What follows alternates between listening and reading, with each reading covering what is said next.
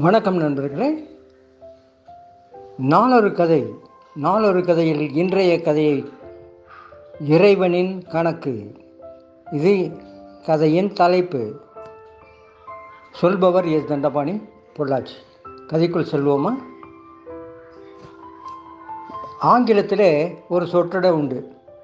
A செரா செரா, what ever will be. தமிழில் அதை தமிழ்படுத்தினால் எது எது எப்பப்போ எப்படி நடக்குமோ அது அப்பப்போ அப்படி தான் நடக்கும். அப்படி சொல்லிக்கலாம் இல்லையா?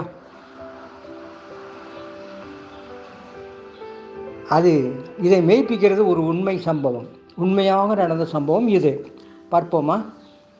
காஞ்சி மகா பெரியவரை தரிசிக்க நீண்ட வரிசையில் நின்று காத்திருந்து தரிசனம் பெற வந்து நின்றனர் அந்த தம்பதியினர்.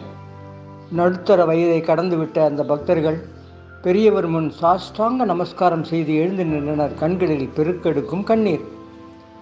பார்வையிலேயே விசாரித்தார் பெரியவர். என்ன? பெரியவா கிட்ட நேக்கு ஒரு விண்ணப்பம். எங்களுக்கு இதுவரை புத்திர பாக்கியம் கிடைக்கல. நாங்கள் போகாத கோயில் இல்லை, சேவிக்காத தெய்வமும் இல்லை. ஆனாலும் எந்த தெய்வமும் மன இறங்கலை. இதற்கு மேல் அவரால் பேச முடியவில்லை. விம்மல் மட்டுமே எஞ்சி நின்றது. மகா பெரியவர் அவரை கனிவுடன் பார்த்தார். சிறிது நேரம் ஒரு ஓரமாக நிற்குமாறு ஜாடையிலேயே தெரிவித்தார். கியூ நகர்ந்தது. சிலர் தரிசனம் செய்துவிட்டு நகர்ந்தனர். சிலர் குறைகளை கூறினர். சற்று பொறுத்து ஒரு வயதான தம்பதியினர் ஒரு 20 வயது மதிக்கத்தக்க பெண்ணுடன் வந்து பெரியவர் முன் பணிவுடன் நின்றார்கள். பெரியவா சமிக்கணும், இது எங்களோட ஒரே பொண்ணு, மாங்கல்ய தாரம் நடக்கணும், அதுக்கு எங்களோட வசதி போராது, நல்ல வரன் அமைஞ்சிருக்கு, என்ன பண்ணுறதுன்னு தெரியல. அத்தம்பதியரின் கண்களில் நீர்.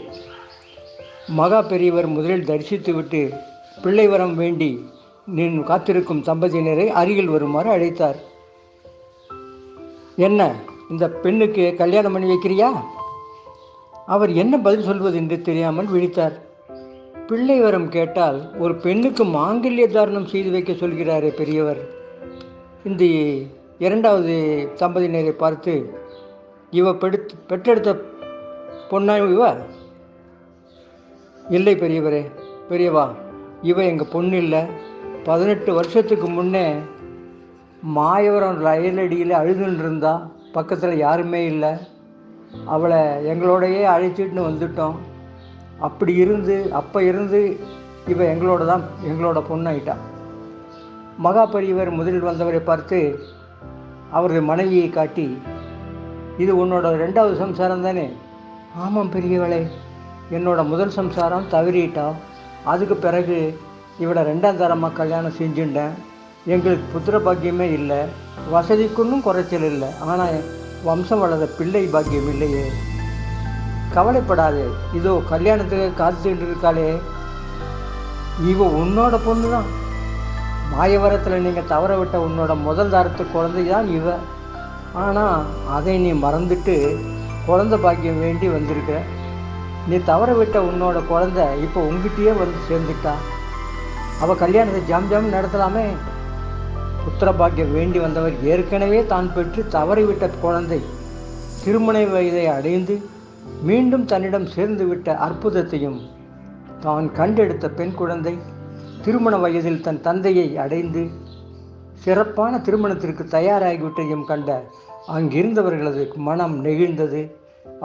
அவர்களது கண்களிலிருந்து கங்கை பெருக்கெடுத்தது. நாளை மற்றும் ஒரு அழகான கதையுடன் சந்திப்போம்.